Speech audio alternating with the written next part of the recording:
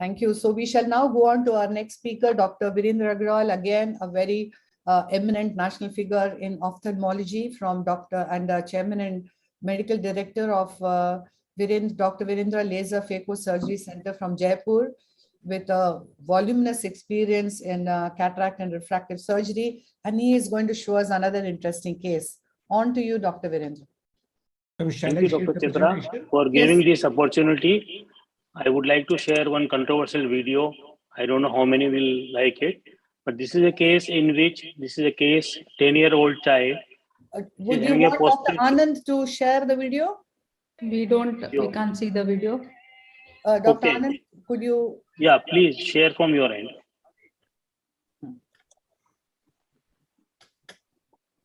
Yes. So this is a case in which it is a 10-year-old child, and we notice that the posterior capsular dehiscence is already there. This slit lamp photograph shows that some of the particle is moving, and this patient is having a high cylinder. So the question was that should we put toric lens or not? Already posterior capsular rent is there, but I thought of, because the child is going to have otherwise amblyopia issues because of already late surgery, so I decided to do a toric lens implantation if possible. And here we go. And the patient is under general anesthesia.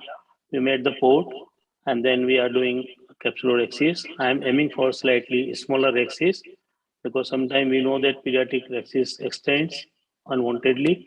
So I am going slow and trying to fashion the axis, and we could make the axis which is quite sufficient in size, not very small, but sufficiently size. I prefer to do a mechanical cleavage between the capsule and the cortex in such patients whenever there is a posterior polar cataract or already dehiscence is there. This case was not having a kind of nucleus thing, so I'm aspirating with a bimanual cannula, and you notice that the rent is now visible. So what we did, that what all we could aspirate is done. Then we are injecting visco. Luckily, the child is not having a high tendency to extension of the posterior capsular rent, so that is in my favor.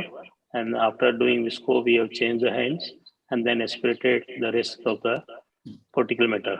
Again, the question is same, that should we implant the toric lens because the posterior capsule is already having deficiency, and we cannot do optic capture from the anterior axis. But let us try and do a pars plana vitrectomy and make the capsular rent into a kind of axis. I know the axis implantation is not in favor where you can do a posterior capsular capture, but let us first make the posterior capsular rent into a axis. So this is what we have done. And after this, I'm going to implant the lens in the bag. Pars plana vitrectomy in such patient is of a big help, though many people are having good results with the anterior route also. But for last few years, I have shifted to pars plana route wherever possible, and I am very happy. And this lens is implanted. I think one lucky point is that this lens, no commercial interest into it. The Tecnis toric lens is having a good placement stability once it is placed in the place. Again, the media is cleared. What all material was there and visco was there. Behind the lens is aspirated out. The hydro done. I prefer to do hydro on both sides, even on a smaller incisions like side ports. We centered the lens, and IL was well positioned, and it was aligned to the axis. And this is the post-op photograph on slit lamp. Lens is in place, and I will share you with the eye trace also, which is showing the alignment is maintained. Next day, this is the next day photograph of the eye trace, and next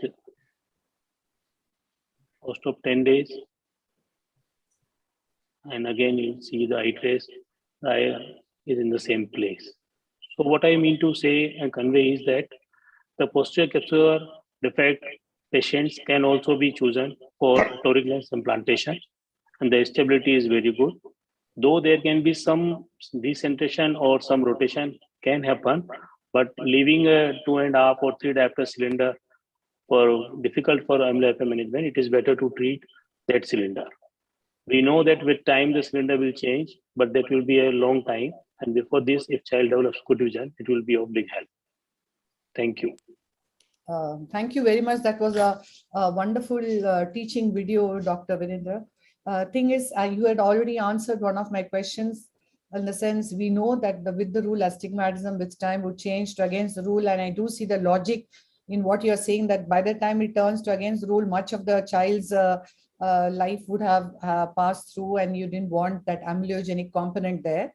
But what is, can anybody tell about what is their understanding of pediatric eyes with toric IOL implantation? Is there any long-term follow-up?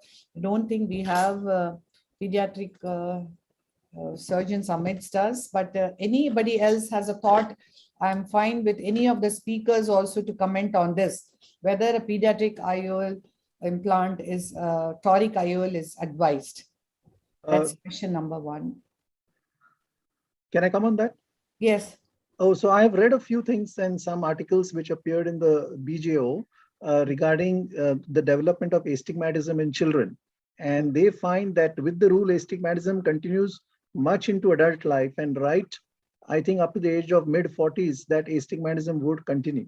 The against the rule shift occurs only after that. So I think it's pretty much justified to put a toric IOL in that young age group, because during the formative years and, if dense amblyopia sets in, if it is not treated properly, it is best to thwart it by putting the toric IOL at that time. I compliment him on his very beautiful video. I mean, in a pediatric child to do a pars plana vitrectomy, of course, he has the advantage of a good vitreous phase, but so well positioned and continues to remain so well aligned even post-op. I think it was a fantastic case. Thank you. What was the formula which you had used for calculations, Dr. Virendra? Barrett's used. Okay. But supposing the same situation had been less than 2 years old, I think any formula will not be very ideal, because, the fixation issues are there, and our calculations will be affected, right? Yeah, I agree, madam. But the issue is not to have a metropia. The astigmatism causes amblyopia much more serious than simple myopia or hypermetropia.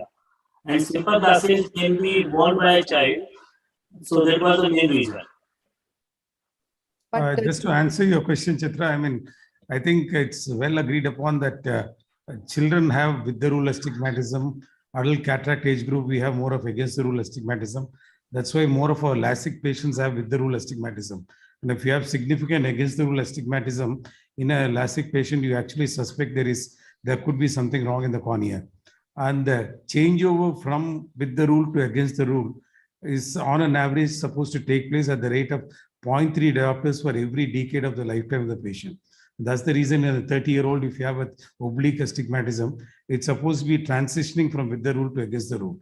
And this changeover is supposed to happen till the age of around 40, 45, and then it stabilizes. And I think beautiful surgery, Virendra, and excellent outcomes, managed very bravely.